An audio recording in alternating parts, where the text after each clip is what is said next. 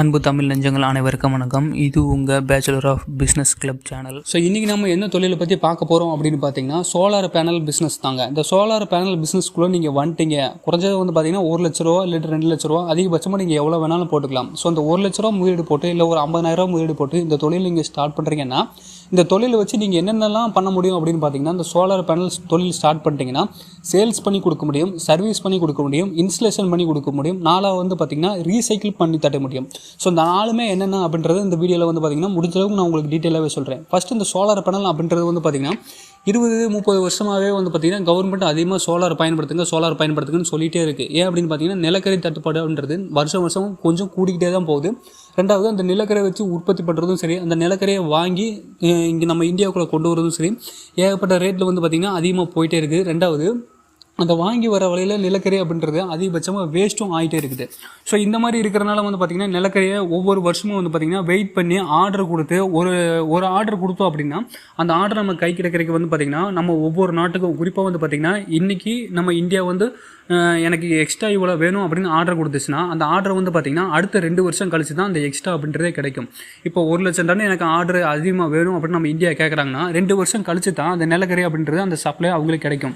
So புதிய நாடுகள் போய் எனக்கு நிலக்கரி வேணும் அப்படின்னு சொன்னாலும் சரி, அந்த எரிசக்தி உள்ள பொருட்களை எக்ஸ்ட்ரா வேணும் அப்படின்னு சொன்னாலும் சரி, அவங்க குறைஞ்சது பார்த்திங்கன்னா 2 வருஷம் அப்படின்றது காத்திருக்க வேண்டிய ஒரு சூழ்நிலையாக மாறிடுது. இந்த நிலக்கரி மட்டும் கிடையாது, கச்சா எண்ணெயும் இதே மாதிரி தான். எனக்கு எக்ஸ்ட்ரா வேணும் அப்படின்னு சொல்லிட்டு ஒரு புது பையர் போகிறாங்க அப்படின்னா அவங்க வெயிட் பண்ணி தான் வாங்கிட்டு வர வேண்டியது இருக்குது. ஸோ முன்கூட்டியே பார்த்திங்கன்னா பேமெண்ட் பண்ண வேண்டியதாக இருக்குது. முன்கூட்டியே பார்த்திங்கன்னா ஆர்டர் கொடுத்து அவங்க டெபாசிட் பண்ணி அந்த டோக்கன் வாங்கி அவங்க பார்த்திங்கன்னா க்யூவில் வெயிட் பண்ணுற மாதிரி தான் இருக்குது. ஸோ இந்த மாதிரிலாம் இருக்கிறனால ஆரம்பத்துலேருந்தே குறைஞ்சது பார்த்திங்கன்னா 20 வருஷமாகவே நம்ம சென்ட்ரல் கவர்மெண்ட்டும் சரி, ஸ்டேட் கவர்மெண்ட்டும் சரி, இந்த மாதிரி நீங்கள் சோலார் பயன்படுத்துங்க. முக்கியமாக விவசாயத்துக்கு பார்த்திங்கன்னா சோலார் பயன்படுத்துங்கன்னு சொல்கிறாங்க. என்ன பொறுத்தளவு விவசாயத்துக்கு சோலார் பயன்படுத்துறது ரொம்பவே நல்லது அப்படின்னு சொல்லுவேன்.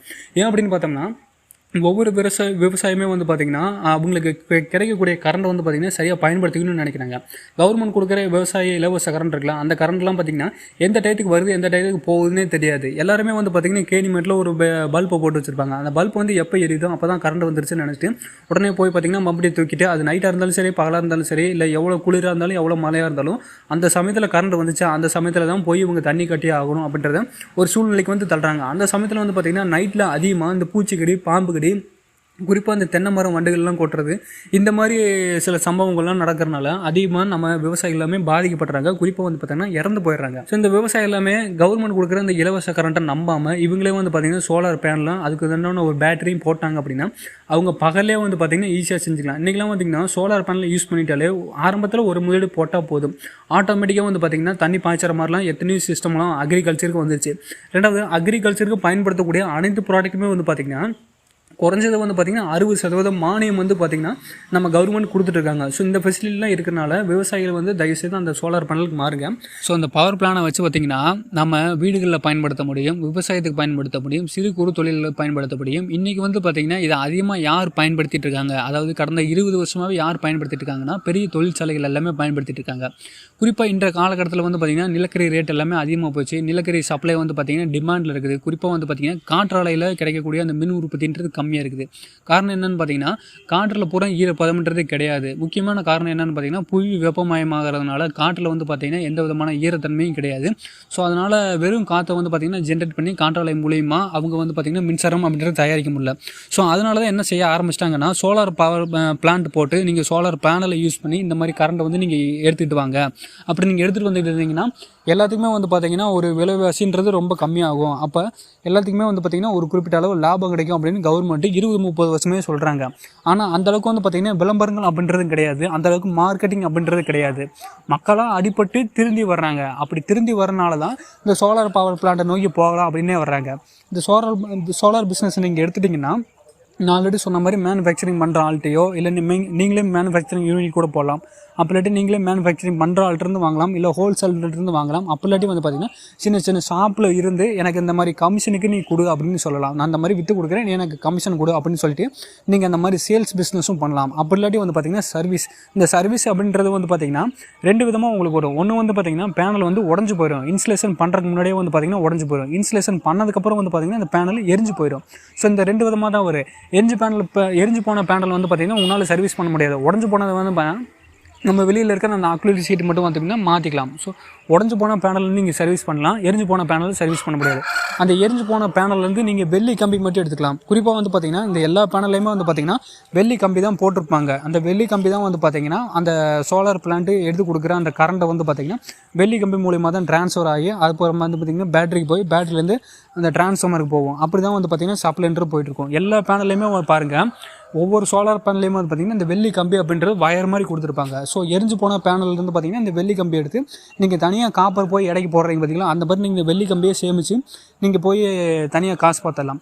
ஸோ அது மட்டும் இல்லாமல் மூணாவதாக என்ன பண்ணலாம் அப்படின்னு பார்த்தீங்கன்னா இன்ஸ்டலேஷன். இந்த இன்ஸ்டலேஷன் அப்படின்றது வந்து பார்த்திங்கன்னா இன்ஸ்டலேஷன் பண்ணி கொடுக்குற ஆட்கள் இன்றைக்கி ரொம்ப கம்மியாகவே இருக்கிறாங்க. குறிப்பிட்டு சொல்லணும் அப்படின்னு பார்த்தீங்கன்னா தமிழ்நாட்டில் ஒரு 20% 25% பேர் கூட இந்த இன்ஸ்டலேஷன் பண்ணுறதுக்கு இருக்க மாட்டாங்க. அதாவது இந்த சோலார் பிளான்ட்டை பற்றி தெரிஞ்சவங்க வந்து பார்த்திங்கன்னா ஒரு 20% பேர் கூட இருக்க மாட்டாங்க. அந்த அளவுக்கு தான் வந்து பார்த்திங்கன்னா தமிழ்நாட்டில் ரொம்ப கம்மியான அளவில் தான் இருக்காங்க. ஸோ இன்ஸ்டலேஷன் பண்ணுறவங்க யார் அப்படின்னு பார்த்திங்கன்னா இந்த கடைக்காரங்க இருக்காங்க பார்த்திங்கன்னா, அவங்க தான் இன்ஸ்டலேஷனும் பண்ணி கொடுக்குறாங்க.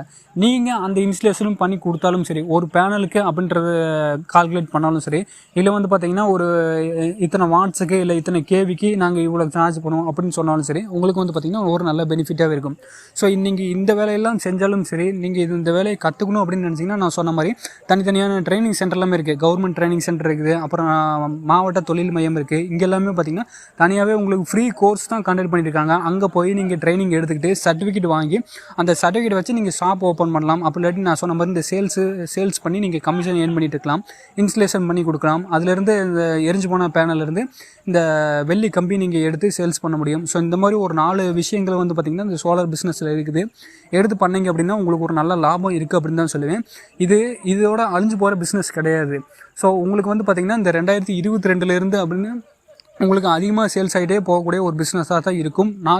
நாட்கள் போக போக வந்து பார்த்திங்கன்னா விவசாயிகளும் சரி, வீடுகள்லையும் சரி, சிறு குறு தொழில் நிறுவனங்களும் சரி, எல்லாருமே இதை அதிகமாக பயன்படுத்திக்கிட்டே வர்றாங்க. ஸோ அந்த வாய்ப்பை வந்து கரெக்டாக நீங்கள் பயன்படுத்திங்க. இந்த மாதிரி வாய்ப்புகளில் தான் நம்ம வந்து எக்ஸ்ட்ரா 4 காசு வந்து பார்க்க முடியும், அதிகமாக சம்பாதிக்க முடியும்.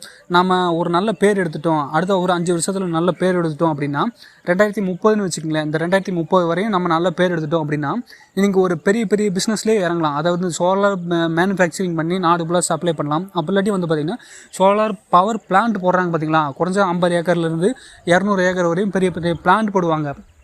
இந்த பிஸ்னஸில் நீங்கள் இறங்கி அதாவது இந்த ட்ரைனிங் எடுத்து சர்டிஃபிகேட் வாங்கி இதில் ஒரு நல்ல ஒரு அனுபவம் வந்துருச்சுன்னா, அதாவது ஒரு 3லேருந்து 5 வருஷம் வரையும் அனுபவம் வந்துருச்சுனாலே நீங்கள் அந்தளவுக்கு பெரிய பிளான்ட் போடுற அளவுக்கு வந்து பார்த்திங்கன்னா உங்களுக்கு திறமை வந்து வந்துடும். அப்படி வந்துச்சுன்னா உங்களுக்கு பெரிய கமிஷன் எல்லாமே நல்லா கிடைக்கும். அந்த பிளான்ட்டெல்லாம் நீங்கள் போட்டு கொடுத்துட்டிங்கன்னா உங்களுக்கு பெரிய கமிஷன் எல்லாமே நிறையவே கிடைக்கும். அப்படி இருக்கிற வாய்ப்பெல்லாம் நீங்கள் பயன்படுத்திங்க. இனி வருங்காலத்தில் அதிகமாக பயன்படுத்தக்கூடிய ஒரு பொருள் தான் அப்படின்னு பார்த்திங்கன்னா இந்த சோலார் பேனல். இந்த சோலார் பேனலுக்கு அடுத்து அட்வான்ஸ்டாக ஒன்று வந்துருச்சு. அது என்னென்னு பார்த்திங்கன்னா சோலார் செல்ஸ்ன்னு சொல்லுவாங்க.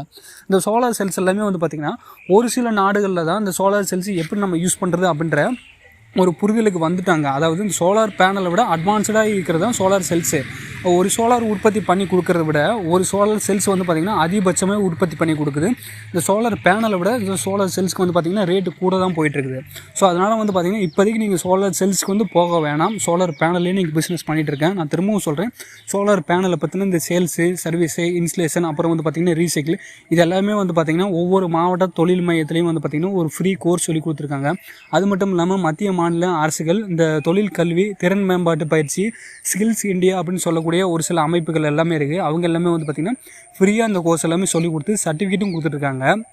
நான் திரும்பவும் சொல்கிறேன், கவர்மெண்ட் மூலிமா ட்ரைனிங் சென்டர் இருக்குது, ஸ்கில் டெவலப்மெண்ட் சென்டர் இருக்குது, ஸ்கில் இந்தியா அப்படின்னு சொல்லிட்டு ஒரு சென்டர் இருக்குது. அப்புறம் வந்து பார்த்திங்கன்னா மனிதவள மேம்பாட்டு கழகம் அப்படின்ற ஒரு அமைப்பு இருக்குது. அது இல்லாமல் வந்து பார்த்திங்கன்னா தொழில் பயிற்சி மையம் அப்படின்னு இருக்குது. அப்புறம் வந்து பார்த்திங்கன்னா மாவட்ட தொழில் மையம் இருக்குது. இவங்க எல்லாமே இந்த சோலார் பேனலை பற்றின ஒரு புரிதலை நமக்கு ஏற்படுத்தி கொடுக்குறது மட்டும் இல்லாமல் இந்த சோலார் பவர் பிளான்ட்டை பற்றின ஒரு கல்வியை நமக்கு சொல்லிக் கொடுக்குறாங்க. அதை நீங்கள் பயன்படுத்திங்க. மாவட்ட தொழில் மையம் எல்லா மாவட்டத்துலேயுமே இருக்குது. அங்கே நீங்கள் போனீங்கன்னா ஃப்ரீ கோர்ஸ் இருக்குது. கான்டாக்ட் பண்ணி சர்டிஃபிகேட் வாங்கி நீங்கள் இந்த பிஸ்னஸ்க்குள்ளே இறங்க. அதிகபட்சமாக ஒரு லட்ச ரூபா முதலீடு போட்டாலும் போதும். அப்போ இல்லாட்டி நான் வாங்கி சேல்ஸ் பண்ணி கொடுக்குறேன், எனக்கு அதிலே கமிஷன் கொடு அப்படின்னா நீங்கள் இந்த தொழிலை மட்டும் கற்றுக்கிட்டால் போதும். உங்களுக்கு வந்து பார்த்திங்கன்னா முதலீடு அப்படின்றது தேவையே கிடையாது. ஸோ இந்த வீடியோ பிடிச்சிருந்துச்சுன்னா லைக் பண்ணி, ஷேர் பண்ணி, கமெண்ட் பண்ணுங்கள். முக்கியமாக சப்ஸ்கிரைப் பண்ணாமல் இருக்காதீங்க. நன்றி.